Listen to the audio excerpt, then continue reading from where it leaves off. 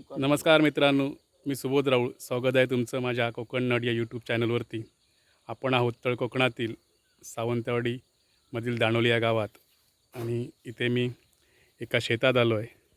October महिना चालू आहे आणि कोकणात शेतकऱ्यांची लगबग सुरू आहे.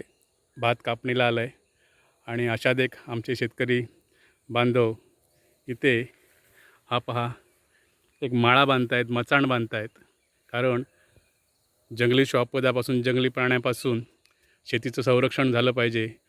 पूर्वी मोठ्या प्रमाणात शेती व्हायची आणि शेतकरी माळे किंवा मचाण बांधून शेतीचं संरक्षण करायचे. त्यातीलच हा प्रकार एका शेतात सध्या मचाण बांधण्याचं काम चालू आहे आणि रात्रीचं मचाणावरती बसून संरक्षण करायचं.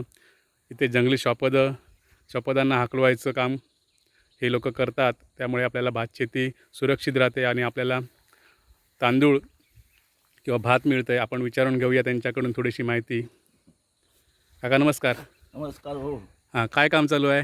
काम जरा शेती आता 2-4 महिने झाले हां भात शेतीचं काम चालू केलं आणि आता पिकाला आलं आहे. हां आता ते संरक्षणासाठी मी एक माचोळी घालतोय, हां हां माळा, हां हां हां आणि त्याच्यावर रातभर झोपून हां ते डुकरानं कुठं काय अशी जनावरं आहेत, गवरेडे गवरेडे, हत्ती ओके. हे येतात, त्यांना हाकलून पळवतो आणि माझ्या भाताची शेतीची संरक्षण करतो.